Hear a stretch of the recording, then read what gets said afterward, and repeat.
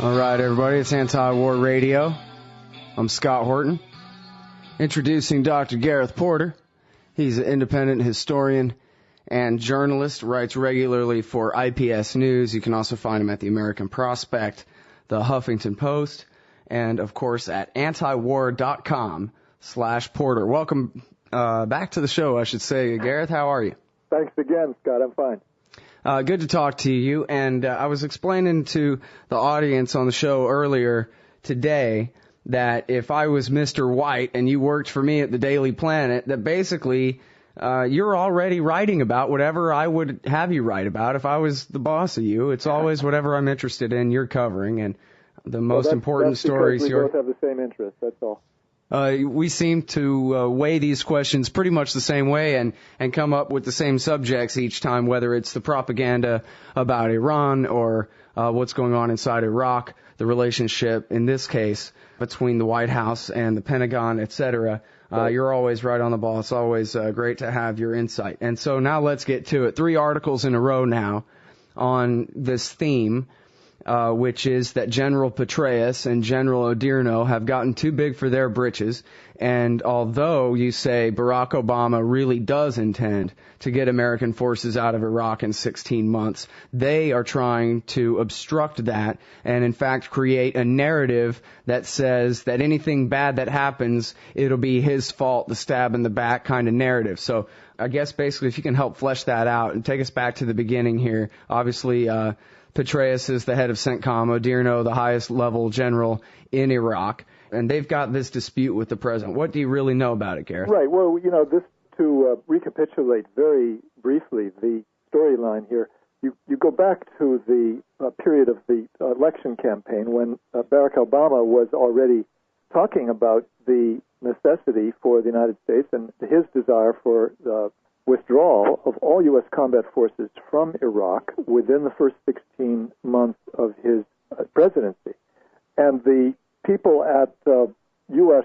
military command in Baghdad, that is to say, at that point it was Petraeus, but soon after that it would be Oderno, were obviously upset by this upstart of a politician basically upsetting their apple cart and suggesting that there would be really a complete withdrawal of all combat troops within that period of time. They were really hoping that U.S. combat troops would remain on hand in Iraq for quite some time. And, of course, this was before you had the demand by al-Maliki and the Iraqi government for the withdrawal of all U.S. troops, not just combat troops, but all U.S. troops by the end of 2011.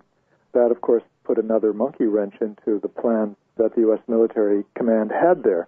In any case, I mean, the important point is that they did, in fact, expect to be able to remain well beyond 2011 with a large contingent of combat as well as non-combat troops. And here's Obama basically threatening to bring all those troops back within 16 months. Now, by the spring, you have to bear in mind that when Obama began to win the primaries, the U.S.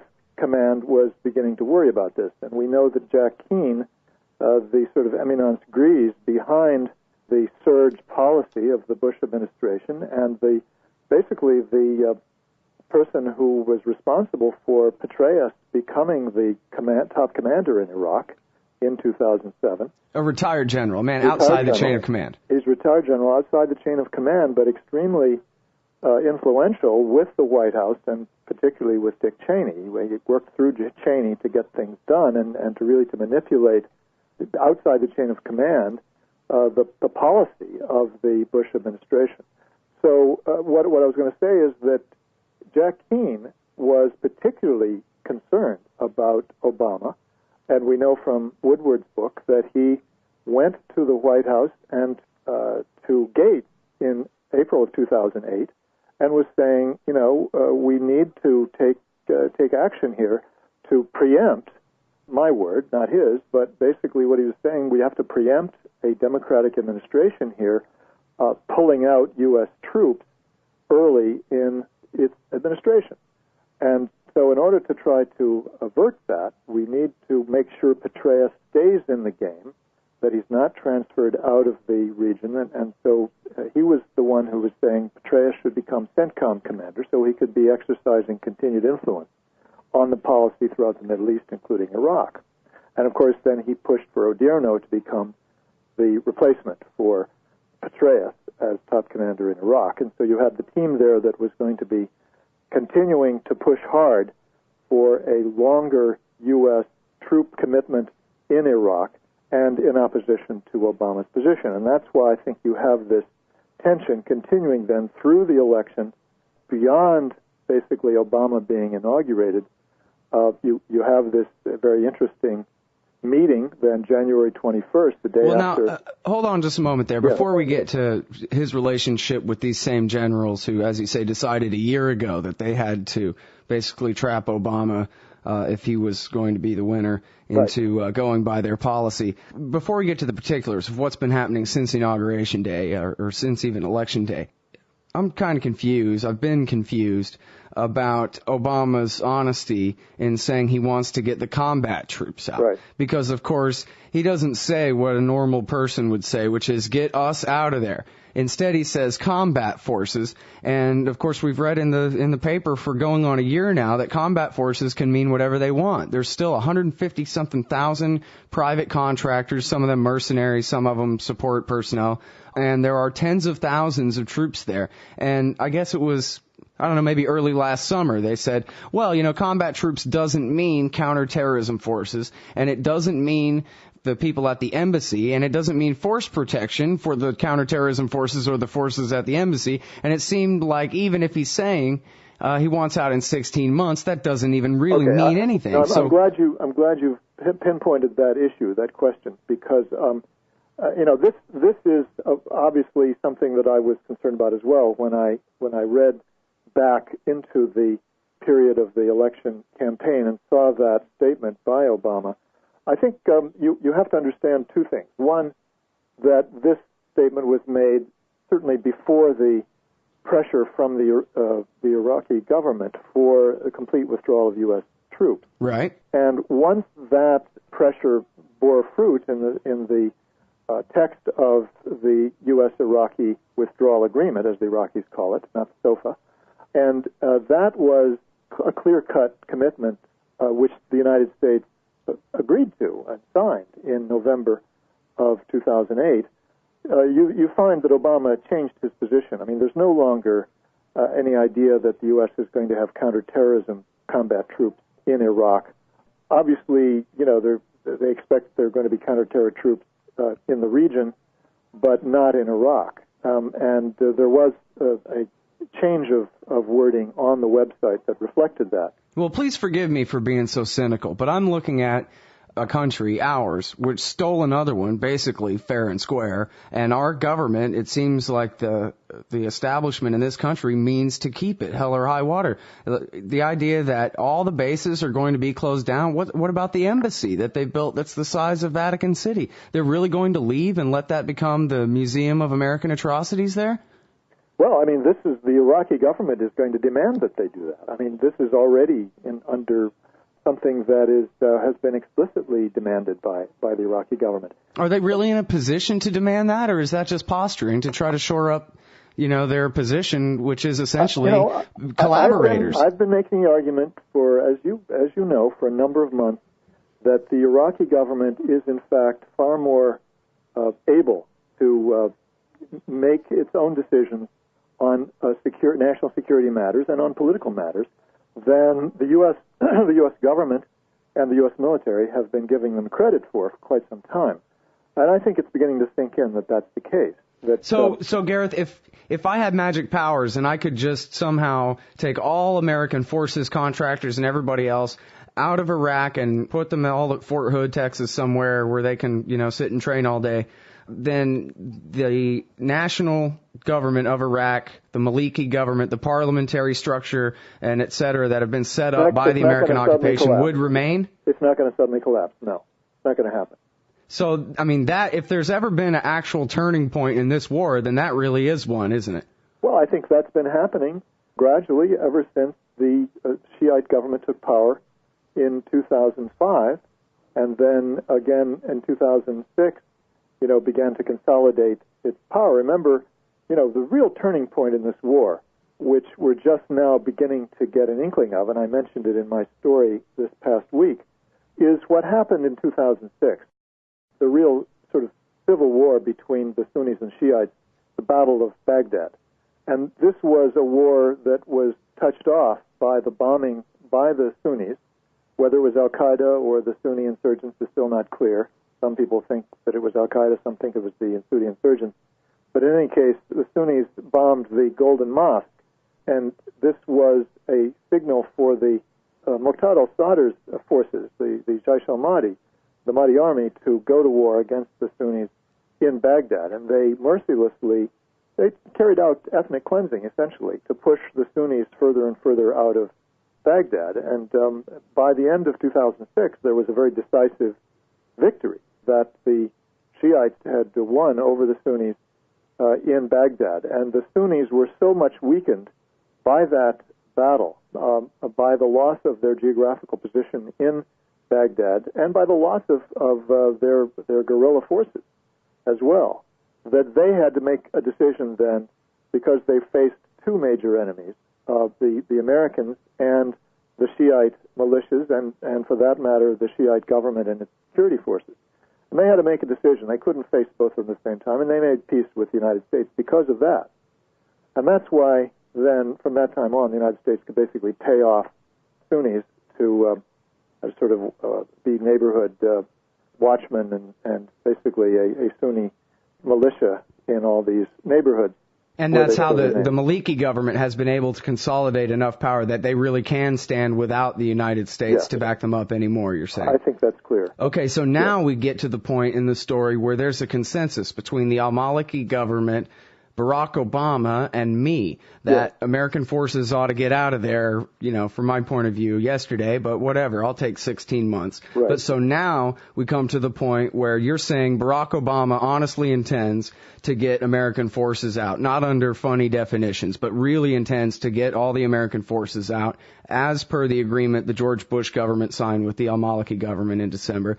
But that it goes beyond the generals don't want to let that happen. It goes beyond that agreement because the agreement itself does not call for withdrawal of all combat forces within 16 months. I mean, that's...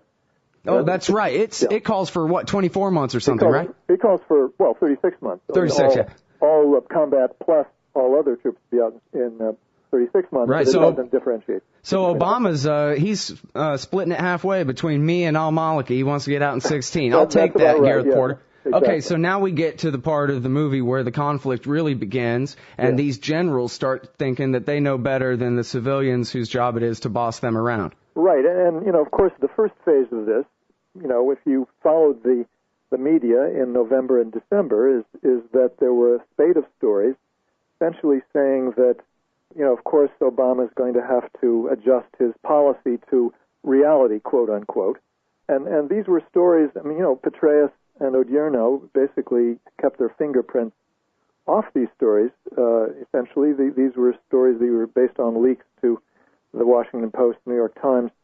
And, you have a compliant media which basically agrees with whatever they're told by the brass and the Pentagon officials about this issue, and therefore they were happy to sort of carry that line. But then, you have the period after the inauguration where, after the January 21st meeting, and as best I can reconstruct what happened, Obama said, look, I'm still convinced that 16 months is the way to go, but I'll be glad to read whatever you give me by way of your assessment of the risks of that and other alternatives. Then, you have the Petraeus-Odierno duo apparently getting the Pentagon, getting Gates, presumably, although we don't know for sure, to request the three studies, the three drawdown plans, the 16-month, 19-month, and 23-month plans. Now, my view is, and of course, what they're going to do with this is to make the argument that the 16-month plan is too risky, and they'll, gin up some argument, and it's a cockamamie argument, which I can't imagine is going to have any credibility with Obama, because it's not going to stand up to any serious scrutiny. And then you've got this 23-month plan as well as a 19-month plan. I happen to think that those are really meaningless. That's not their real objective. What they want is more time to hopefully overturn the SOFA agreement, overturn the troop withdrawal agreement, to convince their friends in the Iraqi military to prevail on al-Maliki to basically negotiate a new agreement. That's what they're really after. So, I mean, I happen to think that the 23-month plan is nothing more than simply a delaying tactic. And I also, again, I mean, I become more and more convinced that this is simply not going to be credible, and that Obama has to believe that rolling over for the general is not going to be politically advantageous to him. It's going to be disadvantageous. Well, how much pressure is really on him this way or that? You mean, what are they threatening to do? I mean, I don't know what they can threaten to do except to go to the media, to leak stuff to the media, to make the argument that they have presumably made in their submission to Obama, which is that everything's going to go to hell, and the ceasefires will fall apart, and everything that happens there will be Obama's fault.